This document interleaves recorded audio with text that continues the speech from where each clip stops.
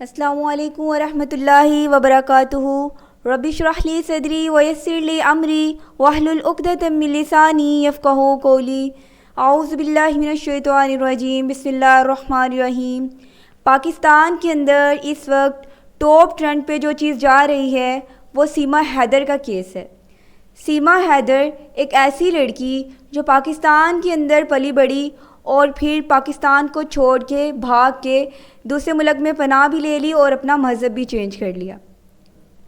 پاکستان کے لوگوں سے میری یہ ریکویسٹ ہے، یہ التجا ہے کہ ہم لوگوں کو یہ بات غور میں نہیں لانی چاہیے کہ سیما بھاگی کیوں، سیما کہاں ہے، سیما کیا کر رہی ہے، کیونکہ جو بھاگ جاتا ہے ہم بھاگے ہوئے لوگوں کو پسند نہیں کرتے. ہم مسلمان وہ قوم ہیں جو بھاگے ہوئے لوگوں کو ایکسیپٹ نہیں کرتے. ہمارے لیے جو چیز غور طلب ہے وہ یہ ہے کہ ہمارا کردار کیا ہونا چاہیے، اور دوسرا ہمارے ملک کے اندر ایسی چیزیں کیوں رونما ہو رہی ہیں. اس سے پہلے دعا زہرا کے کیس کا بھی یہی سلسلہ چلا تھا، اور اس سے پہلے کچھ خواتین پاکستان کی ایک گروپ اٹھا تھا جنہوں نے یہ آواز اٹھائی تھی کہ میرا جسم میری مرضی. تو ہمارا ملک جو ہے وہ اسلام کی بنیاد پر وجود میں آیا تھا. ہمارے بڑوں نے بہت زیادہ قربانیاں دی، جان کی قربانی دی، مال کی قربانی دی، یہاں تک کہ اپنے علاقوں کو، اپنی جائیدادوں کو چھوڑا، اپنے پیاروں کو اپنے سامنے شہید ہوتے ہوئے دیکھا. لیکن انہوں نے کسی بھی چیز کی پرواہ کیے بغیر بس یہ سوچا تھا کہ ہم اپنے ملک پاکستان کو ایک الگ نظریاتی ملک بنائیں گے، اور اس کے نظریے کی بنیاد لا الہ الا اللہ محمد رسول اللہ ہے. لیکن مسئلے والی بات یہ ہے کہ پاکستان جو ایک اسلام کی بنیاد پر وجود میں آیا، اور اسلام ایک ایسا مذہب ہے جو مکمل ہے، اس کے باوجود ہمارے ملک کے اندر ایسی چیزیں کیوں رونما ہو رہی ہیں؟ تو اس کے پیچھے ریزن یہ ہے، پاکستان کا کلچر جو ہے وہ اڈاپٹیڈ ہوتا جا رہا ہے.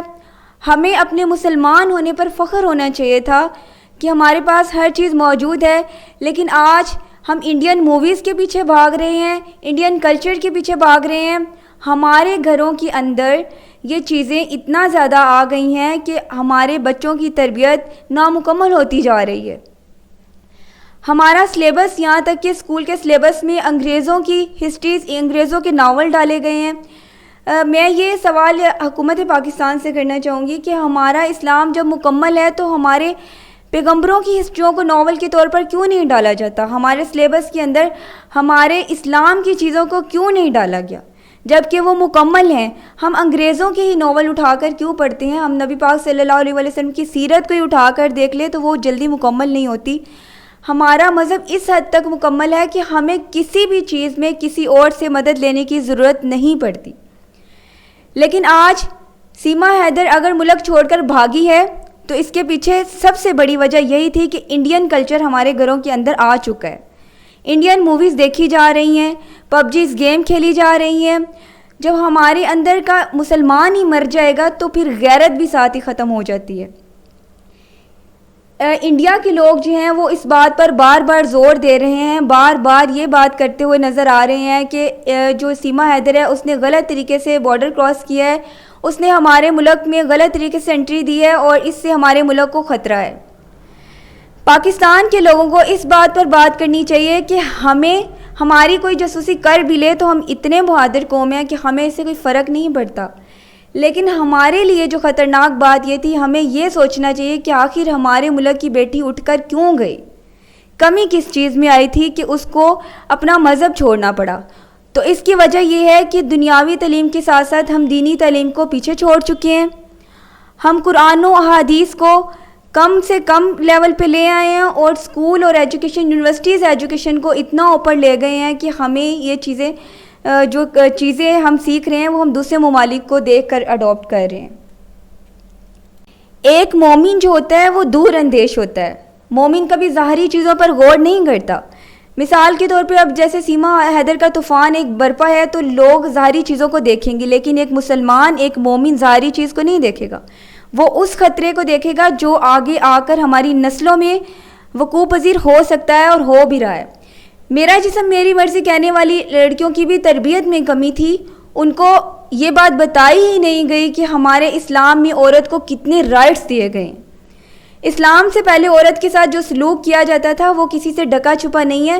جب بھی کوئی عورت بیوہ ہوتی تھی تو اس کو ساتھ اس کے یا تو مار دیا جاتا تھا یا اس کو بند کر دیا جاتا تھا یا اور طرح کی تکالیف دی جاتی تھی. اس کی حیثیت معاشرے میں ایک ایسے فرد کی ہوتی تھی جو جانور سے بھی بدتر ہو, اور اس کے علاوہ بیٹیوں کو زندہ درگور کر دیا جاتا تھا. لیکن اسلام ایک ایسا مذہب ہے, جب یہ آیا تھا نا تب سے عورت کو عزت ملی ہے, تب سے عورت کو قوانین دیے گئے ہیں. آپ خود دیکھیں, عورت کو ماں کا رتبہ اگر کسی نے دیا ہے تو وہ اسلام ہے. عورت کو بیٹی کا رتبہ اگر کہیں دیا گیا ہے تو اسلام نے دیا ہے. عورت کو بہن کا اگر محرم رشتے دیے گئے ہیں, بہن بنایا گیا ہے, تو یہ سب کچھ اسلام نے اس کو دیا ہے. اور پھر اس کے شوہر پر یہ ذمہ داری عائد کی گئی ہے کہ وہ اس کے ساری جو اس کی ضروریات ہیں ان کو پورا کرے, یہ اس کی ذمہ داری ہے. اتنے زیادہ رائٹس جو ہیں یہ میرے خیال میں میرا جسم میری مرضی کہنے والوں کو یا تو ملے نہیں ہیں یا ان کا پالا ایسے مردوں سے پڑا ہے جن کا دین کے ساتھ کوئی تعلق ہی نہیں تھا, تو ان کو لگا کہ شاید اسلام ہمیں یہ رائٹس نہیں دیتا. ضرورت اس امر کی ہے کہ ہمیں اپنے ملک کے اندر اسلامی قوانین کو اچھی طرح لاگو کرنا ہے. ہمیں ایک مکمل مسلمان بننا ہے, ایک اس قسم کا مسلمان جس کی بیٹی کو پتہ ہو کہ غیرت کیا چیز ہوتی ہے, جس کی بیٹی کو پتہ ہو کہ اگر میں نے گھر سے باہر قدم رکھا تو میرے باپ کی عزت کیا چیز ہے, جس کی بہن کو پتہ ہو کہ میں نے گھر سے باہر قدم رکھا تو میرے بھائی کی عزت کیا چیز ہوتی ہے, اگر جس کو پتہ ہو کہ میں نے گھر سے باہر قدم رکھا تو میرے شوہر کی عزت کیا چیز ہوتی ہے. یہ ساری چیزیں اسی وجہ سے وقوع پذیر ہو رہی ہیں. نالج کی کمی ہے, اسلامی تعلیمات کی کمی ہے. سیما حیدر کوئی بھی ہے, وہ را کی ایجنٹ ہو, وہ پاکستان سے بھاگی ہوئی ہو, یہ بات تو کسی عام سے بندے کو بھی سمجھ آ رہی ہے کہ اگر وہ کسی ملک میں جا کر پاکستان کے خلاف مسلسل باتیں کر رہی ہے جبکہ اس کے بھائی یہاں پر موجود ہیں, اس کی بہنیں یہاں پر موجود ہیں, تو اگر اس کو یہ احساس ہوتا کہ پاکستان خطرناک ملک ہے تو وہ کبھی پاکستان کے خلاف بات نہیں کرتی, کیونکہ پھر اس کی فیملی خطرے میں جا سکتی تھی. کبھی وہ پاکستان کو اس طرح سے بدنام کر رہی ہے کہ یہاں پر کاروکاری کر کے مارا جاتا ہے, تو ایسا شاید کسی چند علاقوں میں ہوتا ہوگا.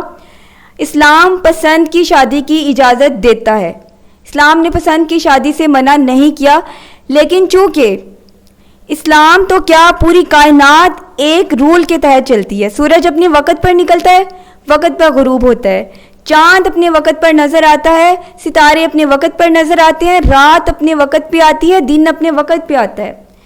اس دنیا کے اندر جتنے بھی لوگ موجود ہیں وہ ایک قانون کے تحت چل رہے ہیں, رولز کے تحت چلتے ہیں. جب پوری کائنات کا نظام ہی رولز کے تحت چل رہا ہے تو انسانوں کو بھی رولز کو فالو کرنا ہے. اگر کائنات کا نظام میں ایک بھی چیز اپنے قانون کو چھوڑ دے, اپنے وقت کی پابندی سے پہلے رات آ جائے یا دن آ جائے, تو سارا نظام درم برہم ہو جائے گا. اب یہ جو طبقہ ہے جو سیما حیدر کی شکل میں ہے, جو میرا جسم میری مرضی والوں کی شکل میں ہے, یا کچھ اور ان کی فیلوز ساتھی ہیں, ان کو وہ یہ چاہتے ہیں کہ ہمیں آزادی دی جائے, آزاد کر دیا جائے, ہم پر کوئی رول فالو نہ کرنے دیا جائے, ہمیں آزادانہ چھوڑ دیا جائے. سیما حیدر میں ایک اچھی بات وہ یہ ہے کہ سیما حیدر نے اپنا رولز کو چھوڑا ہے تو اس نے اپنے جیسے لوگوں میں جا کر پناہ لے لی ہے. یعنی کہ اگر اس نے ہندوؤں کے رسم و رواج کو پسند کیا تو وہ ہندوؤں میں چلی گئی, لیکن میرا جسم میری مرضی کہنے والے یہاں رہ کر وہ چیز پانا چاہتے ہیں جو ممکن نہیں ہے. ہمارا ملک, میں دوبارہ سے یاد دہانی کرا دوں, اسلام کی بنیاد پر آیا تھا, اور اسلام کی بنیاد پر رہنے والے ملک کے اندر ہم بے حیائی کو فروغ نہیں دے سکتے. پاکستانی گورنمنٹ کو یہاں پر انڈین کلچر کو, انڈین موویز کو, اور یہاں تک کہ دوسرے ممالک کی بیہودہ موویز کو بین کرنا چاہیے. ہم لوگ اپنی تعلیمات کے لیے کافی ہیں, ہمارے پاس اتنا وقت نہیں ہونا چاہیے کہ ہم اس طرح کی فضولیات چیزوں میں پب جی میں پڑیں. اسلام ہیلدی ایکٹیویٹیز کی اجازت پوری طرح دیتا ہے.